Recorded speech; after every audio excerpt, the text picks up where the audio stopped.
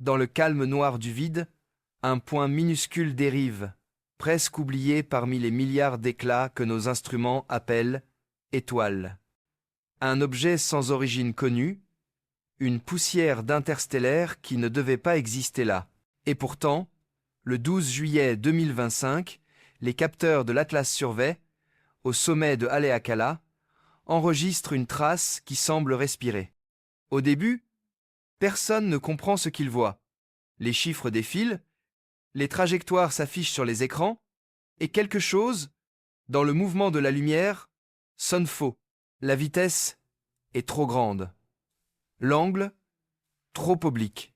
Une signature orbitale qui ne répond à aucun modèle connu. Alors on le baptise, presque machinalement.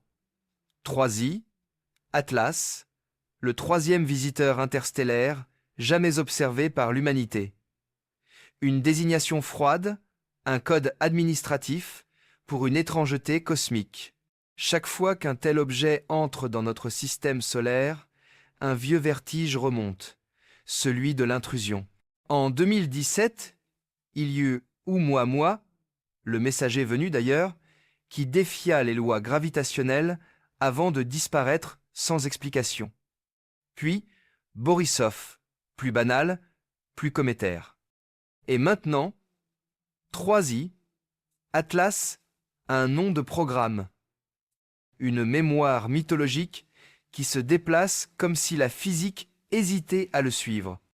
Les télescopes du monde entier pivotent. Hubble consacre des heures d'observation. Le Very Large Telescope de l'ESO prend la relève.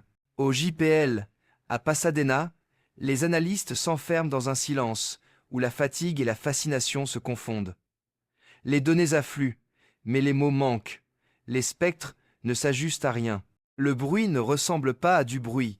Quelque chose dans la lumière de 3i, Atlas résiste à la réduction mathématique. Pendant un instant, la communauté scientifique se souvient de ce que c'est que l'inconnu. On a bâti des modèles pour comprendre le chaos, des équations pour l'apprivoiser, des instruments pour le quantifier. Mais là, tout semble se dissoudre. Les formules deviennent muettes, les protocoles dérisoires. On redécouvre l'humilité. La presse capte quelques fuites. Une nouvelle comète interstellaire détectée. Titre sobre. Mais en coulisses, quelque chose se fige. Les archives d'observation de la NASA se ferment. Les images de Hubble ne sont pas publiées dans les délais habituels. Une note interne circule, 3 mots seulement. NASA News Lockdown. Un protocole, dit-on. Rien d'inhabituel. Pourtant, au sein des équipes, le ton change. On parle moins fort. On répond par des délais. On regarde l'espace avec un mélange d'effroi et de respect, comme si la lumière, soudain, savait quelque chose que nous ne devons pas entendre. Car 3i, Atlas ne défie pas seulement la mécanique céleste. Il questionne notre idée même du réel.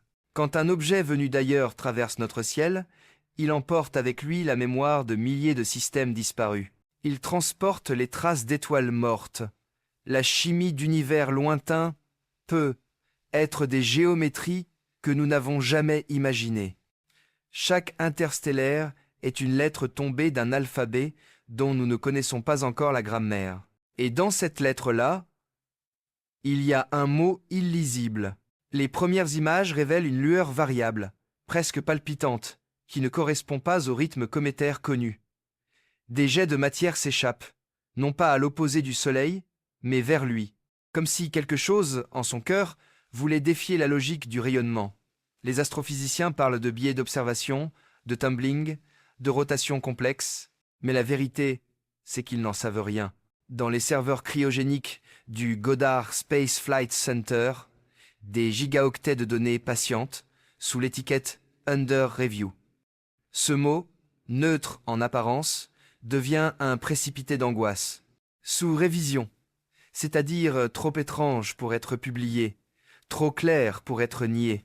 Pendant ce temps, l'objet continue sa course silencieuse, sur une orbite hyperbolique qui ne reviendra jamais. Chaque heure qui passe éloigne un peu plus la chance de comprendre. Certains disent que la NASA attend, d'autres qu'elle ne sait plus comment parler. Entre les bureaux du JPL et ceux du siège à Washington, le débat se fige. Faut-il montrer ce que les télescopes ont vu au risque d'embraser les imaginations? Ou faut-il se taire et laisser le mystère retomber dans l'oubli? Car ce n'est pas seulement la science qui vacille, mais l'autorité. Révéler, c'est risquer le chaos. Taire, c'est confirmer toutes les peurs. Et pendant que les scientifiques pèsent les mots, le monde, lui, écoute le silence. À 3,9 unités astronomiques du Soleil, 3i, Atlas se rapproche. Sa lumière fluctue comme une respiration artificielle. Dans le fond du spectre infrarouge, un motif se répète. Faible, mais régulier, trop régulier. Une pulsation, un rythme, personne n'ose encore le dire, mais une phrase circule à voix basse, ce n'est peut être pas seulement une comète. Alors le silence devient protocole, et le protocole devient mur. Et sur ce mur, le reflet d'un mot interdit, intention. Nous sommes en 2025. Les télescopes ne rêvent plus, ils enregistrent. Les agences spatiales ne contemplent plus, elles vérifient. Mais parfois, au cœur même de la vérification, surgit quelque chose que la méthode ne sait pas mesurer. Une impression, un frisson, une question. Et si l'univers n'était pas seulement observé, mais observant, dans la salle de contrôle, les écrans s'éteignent lentement. Dehors, la nuit continue.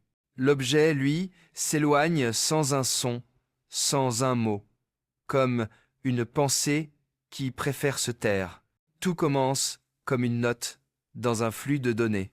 Le 12 juillet 2025, à 3h47, le système automatique de l'Atlas Survey Asteroid Terrestrial Impact Last Alert System détecte un signal anormal. Une source lumineuse transitoire apparaît, se déplace trop vite et disparaît du champ avant la fin du cycle. Le code interne T2025J12Savin3. Ce n'est qu'après vérification qu'un technicien remarque la trajectoire. Une courbe hyperbolique. Cela signifie qu'elle vient de l'extérieur du système solaire et qu'elle n'y reviendra jamais. La nouvelle se répand silencieusement. Dans les observatoires du monde entier, les télescopes se repositionnent. Le Gemini Observatory au Chili, le Subaru Telescope à Hawaï, puis le Very Large Telescope de l'ESO au Paranal. Les données s'empilent. Spectre, intensité, magnitude. Le Hubble Space Telescope, malgré son âge, est sollicité. Il reçoit son ordre de mission le 18 juillet. L'observation commence 2 jours plus tard, mais les images ne seront jamais rendues publiques dans les délais habituels. La physique, elle, parle une langue sobre. L'objet mesure entre 400 et 800 mètres de diamètre. Sa vitesse relative dépasse 40 km par seconde. Sa composition semble mixte, glace et silicate, mais avec des signatures spectrales inattendues dans l'ultraviolet. Un astre étranger, en visite. Officiellement, rien d'inédit. Officieusement, trop d'écart pour être ignoré. Les rapports du Jet Propulsion Laboratory sont précis. La trajectoire ne correspond pas à une comète standard. Les émissions gazeuses sont asymétriques. Les variations de luminosité dépassent la marge d'erreur instrumentale. Tout cela écrit froidement, mais entre les lignes, on lit la gêne. Une géométrie qui ne se laisse pas réduire à des paramètres orbitaux. Le mot anomalie commence à apparaître dans les communications internes. Il ne désigne pas encore le mystère, seulement une déviation statistique. Mais cette déviation, répétée sur plusieurs instruments indépendants, devient un fait. Et quand un fait dérange les modèles, la science entre en crise douce. Le 20 et 1 juillet, les observatoires européens publient leurs premiers clichés. Les images montrent une lueur diffuse, avec des jets de matière s'échappant dans des directions incohérentes. Le lendemain, ESA met en ligne les relevés du spectrographe de la sonde ExoMars Trace Gas Orbiter. Une simple mise à jour de base de données, mais le contraste saute aux yeux. La lumière de 3i, Atlas varie selon une périodicité d'environ 11 minutes. Trop régulier pour le hasard, trop court pour une rotation. Et la NASA, pourtant leader des observations interstellaires, reste muette. Pas d'image, pas de communiqué. Le mot-clé « Under Review » s'impose sur les serveurs. À Houston, à Pasadena, à Washington, le silence devient organique. Chaque équipe attend la validation d'une autre. La hiérarchie bureaucratique, d'ordinaire lente, s'épaissit encore. Des protocoles d'examen croisés s'enclenchent. Relecture scientifique, vérification des capteurs, conformité juridique, coordination interagence, rien d'extraordinaire, dit-on juste la prudence administrative. Mais dans les échanges internes, on devine l'inquiétude.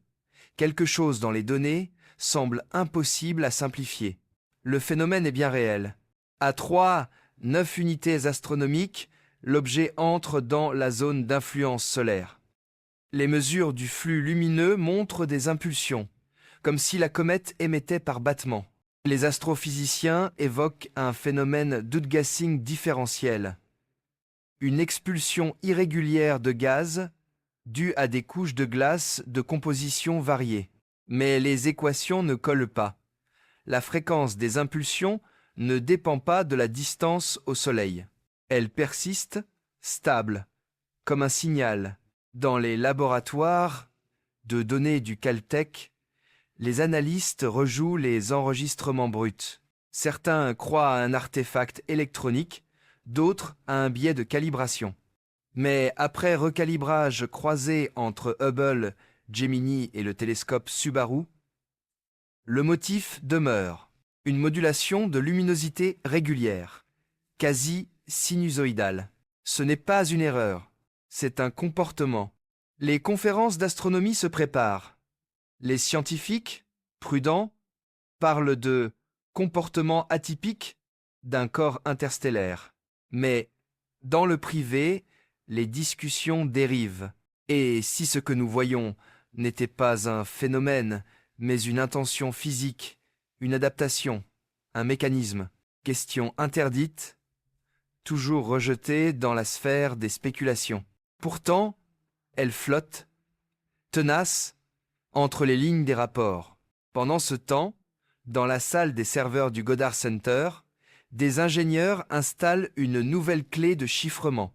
L'accès aux données de 3i, Atlas est restreint. Chaque requête doit être approuvée manuellement. Un protocole, rien de plus. Mais un protocole est aussi une frontière. À la surface de la Terre, le monde continue, indifférent. Les trains passent, les villes respirent, la vie humaine poursuit son entropie quotidienne. Personne ne sait encore qu'un fragment, d'ailleurs, traverse notre système solaire à la vitesse d'un cri étouffé. Personne, sauf ceux qui l'observent et qui, depuis peu, se taisent. Et dans ce silence institutionnel, quelque chose change de nature. L'événement n'est plus seulement astronomique. Il devient politique. Une découverte que l'on retarde n'est déjà plus une découverte, c'est une décision. Au début, c'est un détail, une courbe de lumière qui ne correspond pas, une chute de magnitude trop rapide, suivie d'une remontée inexplicable. Les instruments se recalibrent. On refait les mesures. On pense à une erreur thermique, à un capteur saturé. Mais le motif persiste, froid, géométrique. Les chercheurs du JPL isolent la séquence. 11 minutes, 42 secondes, puis encore, un battement, pas un bruit, un rythme. Le 22 juillet, un mail interne traverse la chaîne hiérarchique. Possible signature périodique. Vérification croisée, requise avant diffusion. Rien d'autre. 3 lignes et le silence. Les jours suivants, la tension monte dans les salles d'analyse. Les spectres montrent un pic infrarouge qui s'inverse par instant, comme si la source de chaleur se déplaçait à l'intérieur de l'objet. Les modèles thermiques s'effondrent. Une comète ne peut pas se comporter ainsi. Et pourtant, les télescopes du monde entier enregistrent la même danse. Les astronomes cherchent des analogies. On invoque des jets contrarotatifs, des poches volatiles à pression différée, des hypothèses de laboratoire, bricolées à la hâte pour que la physique reste droite. Mais les chiffres refusent de rentrer dans les équations. Quelque chose bouge, sans cause claire. Dans les forums spécialisés, les premières fuites apparaissent. Une image floue, issue d'un pipeline de traitement non autorisé. Une lueur allongée, au contour trop net. On crie au montage. On rit, puis on doute, car la NASA, cette fois, ne dément pas. Elle ne dit rien. Les chercheurs indépendants remarquent un autre détail. Le halo lumineux de Troisi, Atlas semble se décaler vers l'avant de la trajectoire. Ce n'est pas possible. Le rayonnement diffus doit suivre le mouvement, pas le précéder. Et pourtant, sur 3 instruments distincts Hubble, Gemini, Subaru, le phénomène se répète. Comme si l'objet éclairait avant d'être éclairé. Le mot artefact revient souvent, mais les artefacts n'ont pas de périodicité. Les artefacts ne respirent pas. Les signaux radio, eux aussi, montrent des écarts, une variation infime du bruit de fond, à la limite du mesurable, un glissement harmonique, presque musical. Les ingénieurs parlent d'interférence, mais certains notent que le motif revient à intervalles constants, comme une signature. Pendant ce temps, les images de Hubble restent sous embargo. Les équipes de l'ESA publient, elles, sans restriction, 2 clichés pris à 13h47, le 22 juillet, montrent une lueur pulsée, 3 impulsions en 1 minute. Trop régulière, trop propre. Le lendemain, sur les serveurs de la NASA, rien. Juste la mention « Under Extended Review ». Dans les bureaux, le malaise s'installe.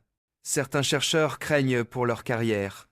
D'autres, au contraire, sentent qu'ils tiennent là un tournant.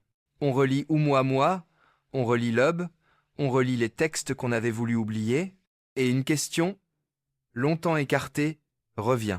Et si nous avions déjà été observés? Les conversations se font à voix basse.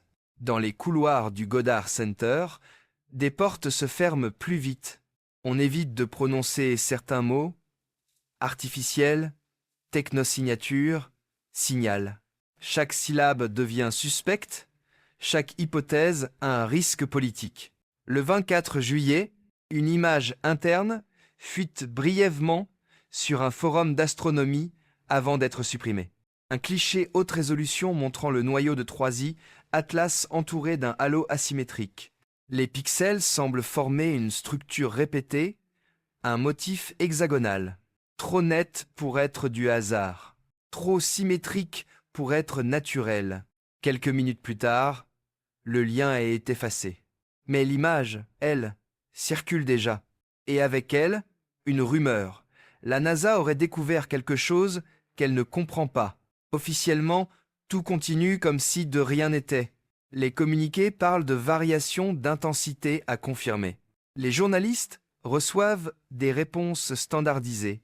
Mais dans les observatoires, on ne rit plus. Les ingénieurs de Gemini, d'habitude si calmes, parlent d'une « lumière qui pense ». Le 25 juillet, le phénomène s'amplifie. La périodicité de 11 minutes s'accélère à 9, puis à 8. Les pulsations gagnent en amplitude. Les modèles ne suivent plus. Un objet interstellaire en approche du Soleil qui augmente sa modulation lumineuse, c'est inédit. Et dans ce crescendo silencieux, quelque chose se fissure, la confiance dans la neutralité des instruments. On refait les calibrations, on change les algorithmes, on relance les simulations. Mais à chaque fois, le motif réapparaît, comme s'il voulait être vu. Dans la base de données du Jet Propulsion Laboratory, la dernière série d'observations porte un label rouge, anomalie confirmée. Pas de commentaires, pas d'analyse, seulement ce mot, sec, presque bureaucratique. Mais dans le langage du cosmos, il signifie une chose. La frontière entre le connu et l'inconnu vient de bouger, et quelque part, au-dessus de nos têtes. 3i, Atlas continue sa trajectoire, indifférent à la peur qu'il provoque. Il tourne lentement, émet une lumière que personne ne comprend encore, et dans son reflet, on croit voir un instant notre propre ignorance se matérialiser. Les données sont là, elles ne mentent pas, mais elles ne disent rien non plus. Seulement des chiffres, alignés dans le froid des serveurs, qui refusent de se plier à l'interprétation. Au Jet Propulsion Laboratory, l'équipe de dynamique orbitale reprend tout depuis le début. On reconstitue la trajectoire de 3i, Atlas, à partir des premières détections d'Atlas, puis des suivis de Gemini et du VLT. Résultat, une orbite hyperbolique avec une excentricité de 1,20 et 1, donc une origine interstellaire indiscutable. Mais une légère déviation, mesurée le 23 juillet, ne correspond à aucun effet connu. Ni pression de radiation, ni dégazage asymétrique. Un changement de vitesse de 8 mm par seconde. Infime mais réel. Alors, on affine les modèles. On intègre la gravité du Soleil, de Jupiter, des vents solaires, des champs magnétiques locaux. On calcule, on recalcule. Et toujours, la même dérive. Une poussée constante, douce, persistante, comme une main invisible. Les astrophysiciens hésitent à la qualifier de propulsion. Le mot est trop lourd, trop chargé. Alors on parle de force non gravitationnelle, une tournure prudente pour dire quelque chose agit. Pendant ce temps, les spectroscopistes de l'ESA poursuivent leurs analyses. Ils découvrent dans les émissions de 3i, Atlas, un ratio isotopique anormal. Le deutérium dépasse de 0, 8%, la moyenne interstellaire connue. Rien de spectaculaire, mais statistiquement improbable. Surtout, cette variation semble corrélée à la période de modulation lumineuse. Chaque fois que la luminosité augmente, le ratio change légèrement, comme si la matière elle-même respirait. On convoque alors les équipes de Hubble, celles du Goddard Space Flight Center. Elles confirment. La lueur varie, non pas en intensité brute, mais en spectre. Le pic se déplace entre 380 et 410 nanomètres, une oscillation lente dans le bleu profond. Ce déplacement spectral, stable et rythmé n'a rien de naturel pour un objet de cette taille. Il ressemble davantage à une modulation ou à une tentative de codage. Le 26 juillet, un comité de crise est formé. NASA, ESA, NOIR Lab, JPL et même la SETI Institute. Ils se réunissent à distance, en silence, pas de presse, pas de public. Un dossier restreint porte un titre neutre, 3i, Atlas, Cross Agency Data Review. Dans la visioconférence, la première question tombe. Existe-t-il un risque que ce signal soit artificiel? Un silence suit. Personne ne veut répondre. Ce n'est pas la peur du ridicule, c'est celle de l'irréversible. Car prononcer ce mot artificiel, c'est déjà l'inscrire dans le réel. Les ingénieurs du SETI proposent une approche inverse. Traiter les données lumineuses comme un flux de communication, non comme un phénomène physique. Ils appliquent des algorithmes de décodage binaire, cherchant des répétitions, des symétries, des modulations de phase. Rien de concluant, mais à très basse fréquence, sous le bruit du signal, une régularité persiste.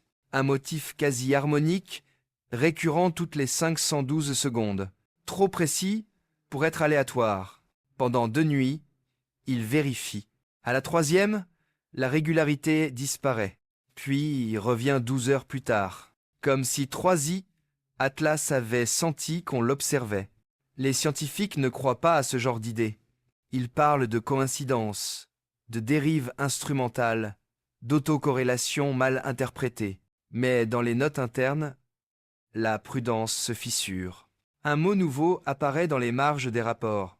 Interaction possible. Hubble capture alors une nouvelle série d'images, en ultraviolet cette fois. Les résultats, reçus le 27 juillet, déclenchent une stupeur silencieuse.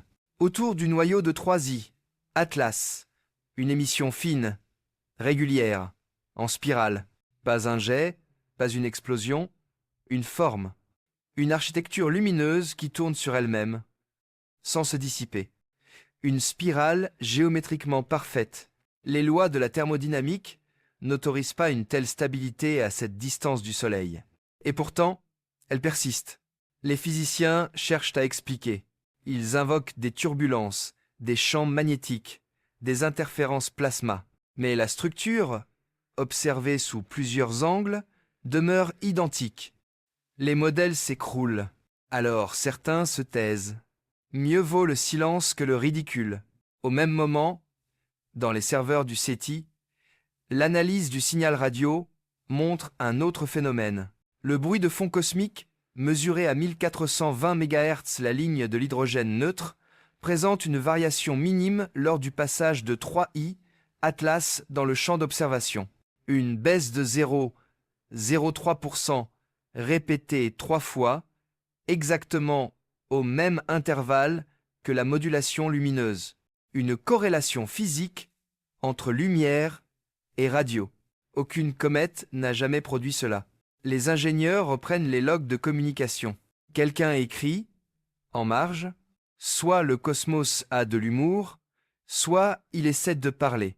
Le 28 juillet, la tension atteint son apogée. Les réunions se succèdent, les visages se ferment, la NASA impose une suspension de toute publication non validée. Les images de Hubble sont classées. L'ESA proteste discrètement, puis se tait. Une ligne invisible sépare désormais la science publique et la science retenue. Dans les observatoires, les chercheurs continuent d'observer, sans plus commenter. Ils voient l'objet s'approcher du périhélie, se réchauffer, se fragmenter peu, être, mais aucun fragment n'est visible. Seulement une lueur stable, obstinée, une signature sans source, une énigme qui refuse de mourir. La science, ce jour-là, comprend une chose simple. Il est possible que tout soit vrai, mais que rien ne soit dissible. Alors, dans le silence des salles de contrôle, chacun regarde ses écrans avec la même question muette. Et si 3i, Atlas n'était pas seulement une anomalie physique, mais une question posée à notre propre méthode, la science a horreur du vide. Quand elle le rencontre, elle le remplit de modèles. Mais il existe des instants rares où le modèle se fissure non parce qu'il est faux, mais parce qu'il devient trop étroit pour contenir ce qu'il voit. 3i, Atlas, est devenu ce genre d'instant. Un miroir, un seuil. Depuis des semaines, les télescopes tournent leurs optiques vers l'inconnu. Mais quelque chose a basculé. Ce n'est plus l'espace qu'ils observent, c'est la limite même de la connaissance. Ce point de lumière, venu d'un autre système, a révélé une chose que les chiffres ne peuvent pas dire. La sensation d'être observé par le cosmos lui-même. Dans les laboratoires, le silence est devenu religieux non pas par croyance, mais par respect. La physique, nue devant l'imprévisible, se souvient de son essence. Une poésie froide qui tente d'imaginer l'ordre. Mais qu'est-ce qu'un ordre quand il nous échappe? Peut être qu'il n'a jamais été fait pour être compris. Peut être que le réel n'est pas un langage, mais une mémoire qui se rejoue, indifférente à celui qui la lit. Les penseurs du siècle passé, de Bergson à Merleau-Ponty, avaient pressenti cette étrangeté. Le monde n'est pas un objet à mesurer, mais une expérience à vivre. La conscience n'est pas spectatrice, elle est interface. Observer, c'est participer. Et si 3i, Atlas semble répondre, c'est peu être parce que, depuis le début, nous ne faisons que dialoguer avec le reflet de notre propre regard. Un ingénieur du Goddard écrit dans un carnet, peut être que ce n'est pas une comète. Peut être que c'est une question. Cette phrase, isolée dans un rapport technique, devient un fragment de philosophie contemporaine. La science moderne, héritière du doute cartésien, découvre que sa plus grande force, la mesure est aussi sa limite. Car mesurer, c'est choisir un cadre, et choisir, c'est déjà exclure. L'univers, lui, ne choisit pas, il respire. Dans chaque particule, une tension entre l'ordre et le hasard, entre le calculable et le sensible. Et quand un objet venu d'ailleurs franchit notre ciel, il emporte un peu de cette tension comme un souvenir étranger de ce que nous avons oublié. Nous pensions que les étoiles étaient silencieuses. Elles sont peu. Être simplement patientes. À Paris, à Rome, à Tokyo, les discussions s'étendent au-delà des cercles scientifiques. Des philosophes parlent de cosmologie consciente. Des artistes peignent la spirale lumineuse de Troisi, Atlas comme un mandala perdu dans le noir. Certains y voient un symbole, celui de la connaissance qui se regarde elle-même, incapable d'aller plus loin, sans se dissoudre. Et si ce que nous appelons l'univers n'était qu'un immense mécanisme d'écoute, un tissu de résonance, où chaque particule se souvient d'avoir été lumière, puis matière, puis pensée, alors la physique ne serait plus seulement une méthode, mais une forme de méditation, le moyen qu'a la matière de se contempler à travers nous. Pendant ce temps, dans le silence des observatoires, les astronomes continuent de pointer leurs instruments. Ils savent que les données s'épuisent, que Troisi, Atlas s'éloigne déjà, mais une sensation demeure, indéfinissable, celle d'avoir touché, du bout des équations, une idée vivante, pas un signal, pas une preuve, une présence. Il est difficile de nommer ce genre de moment. La science hésite à employer le mot mystère. Elle préfère inconnu, plus rationnel, moins poétique. Mais dans le langage du cosmos, les deux mots se confondent. Car l'inconnu, c'est le mystère avant qu'on ose l'aimer. Alors, face à la spirale lumineuse de Troisi, Atlas, certains ferment les yeux. Non pour se détourner, mais pour écouter autrement. Ce qu'ils entendent n'est pas un message, c'est un silence qui respire. Et ce silence dit peu. Être plus sur nous que sur l'objet. La science vient d'apprendre une leçon ancienne. Ce n'est pas le cosmos qui est muet, c'est notre vocabulaire qui est trop étroit. Et si la vérité n'était pas dans la découverte, mais dans la manière de regarder, dans le tremblement même du regard, le 29 juillet, alors que Troisi, Atlas s'éloigne lentement du Soleil, une dernière observation infrarouge révèle un détail. La spirale lumineuse s'est étirée, puis dissoute en une onde fine, presque parfaite, une trace dans le vide, comme un souffle qui s'éteint. Et dans cette disparition, quelque chose s'allume, une conscience, non pas de l'univers, mais de nous-mêmes face à lui. Et si nous avions tout simplement mal posé la question? Depuis des siècles, nous demandons « qu'est-ce que c'est ?» au lieu de demander « pourquoi cela réagit ?» Peut être que Troisi, Atlas ne défie pas nos lois. Peut être qu'il ne fait que nous rappeler qu'elles ne sont pas universelles. Dans les bureaux encore éclairés du Jet Propulsion Laboratory, une poignée de chercheurs osent formuler ce que d'autres taisent. L'idée n'est pas nouvelle, mais elle revient, fragile. Et si certains objets interstellaires obéissaient à des dynamiques informationnelles plutôt qu'à des forces classiques, autrement dit, et si la matière pouvait traiter de l'information comme une mémoire qui s'ajuste à l'observateur, les modélisations menées à Caltech montrent que la spirale lumineuse de Troisi-Atlas suit un schéma fractal proche des motifs d'auto-organisation thermodynamique observés dans certains plasmas. Mais le niveau de régularité dépasse ce que les instabilités naturelles produisent. On parle alors d'autocohérence, diriger un concept à mi-chemin entre la physique et la théorie des systèmes complexes. Certains physiciens, prudents, l'appellent intention émergente. L'idée semble folle, Mais la folie, dans l'histoire de la science, n'est qu'un désaccord temporaire avec la norme.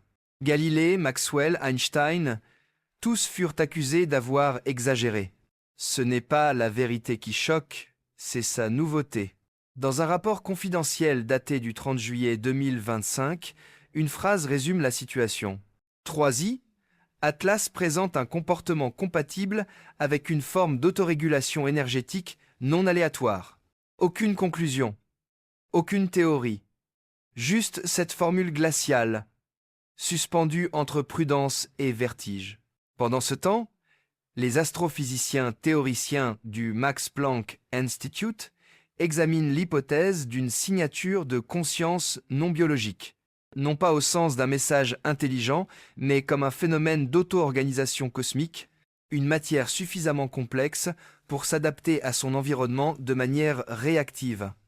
Un comportement émergent du vide lui-même, comme une onde qui apprend.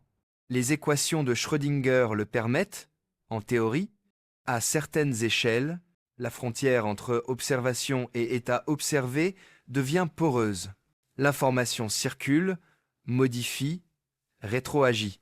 Ce que nous voyons change parce que nous le regardons. Et si 3i, Atlas amplifiait ce principe à une échelle cosmique, un miroir quantique flottant entre les étoiles, reflétant la conscience collective de ceux qui l'étudient. Certains chercheurs vont plus loin encore.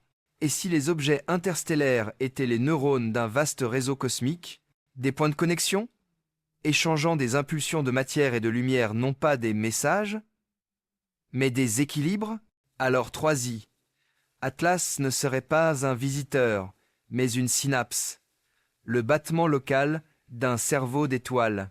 L'hypothèse choque, fascine, inquiète. La NASA refuse de commenter, mais dans les marges d'un rapport, un ingénieur anonyme écrit « Et si nous étions la partie pensante d'un univers qui rêve à travers nous ?» Ce genre de phrase n'entre pas dans les revues scientifiques. Elle reste dans les notes, entre parenthèses, comme un murmure qu'on n'ose pas effacer. Pourtant, dans les nuits d'observation, certains ressentent une étrange familiarité. Ils ne regardent plus une comète. Ils regardent un souvenir de lumière, une réminiscence du temps où la matière n'était pas encore séparée de la pensée, et si 3i, Atlas portait en lui la trace de ce moment originel, l'instant où le cosmos s'est su vivant.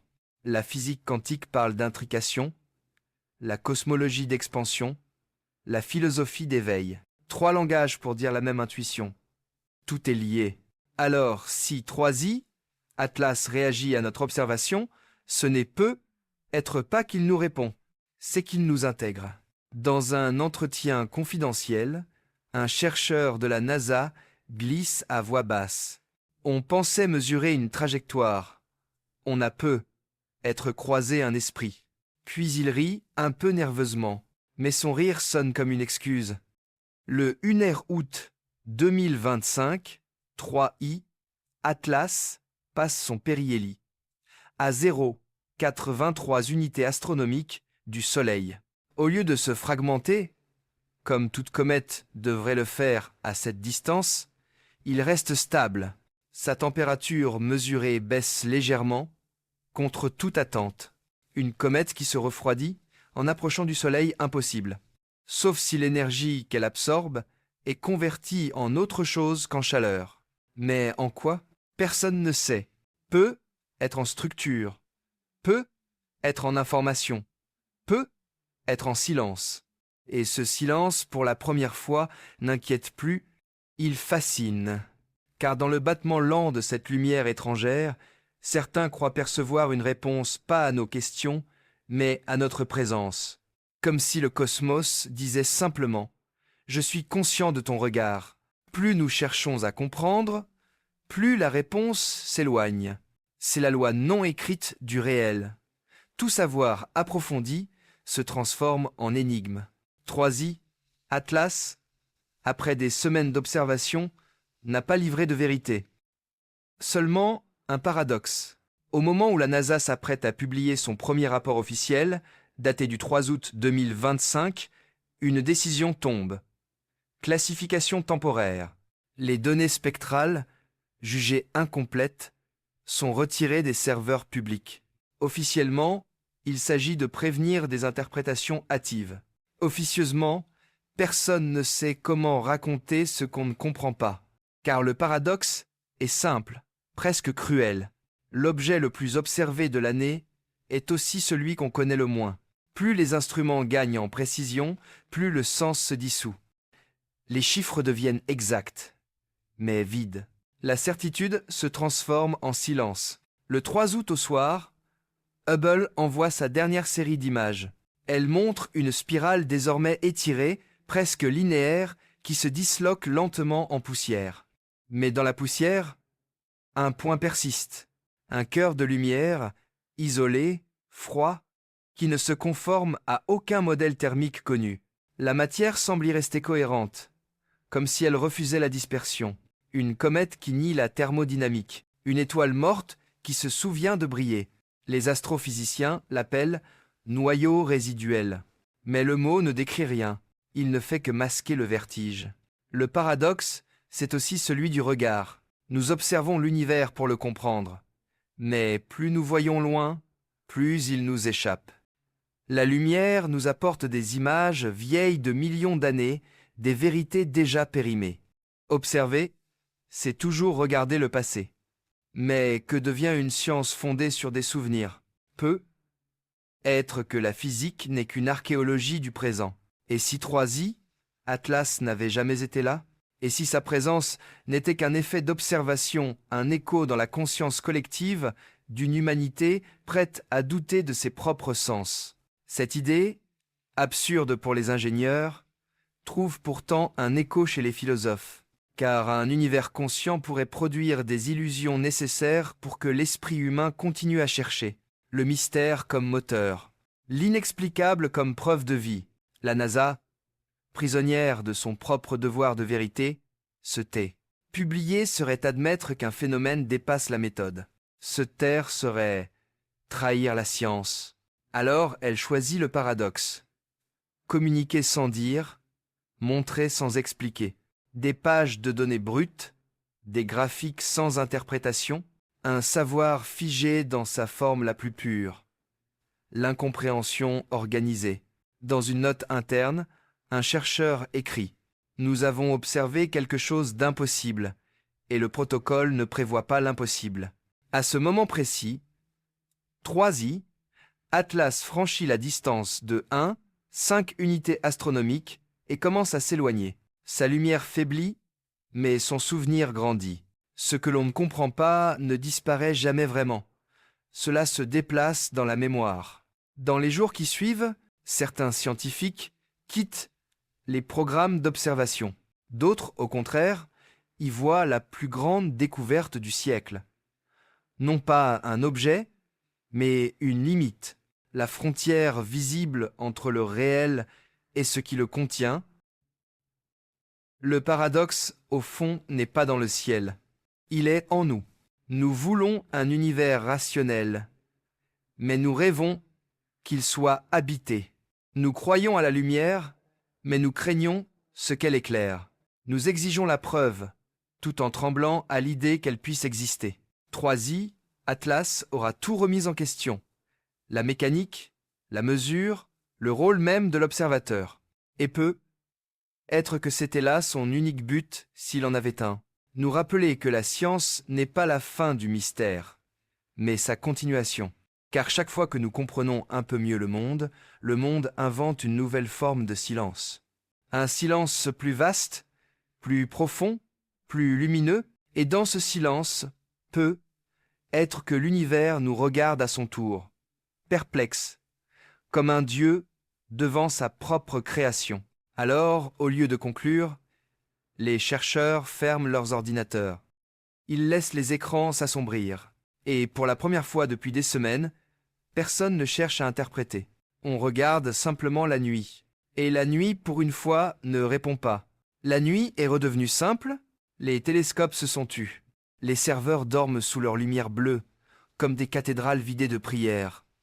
Et quelque part, à plus de 2 unités astronomiques maintenant, 3i, Atlas continue son voyage.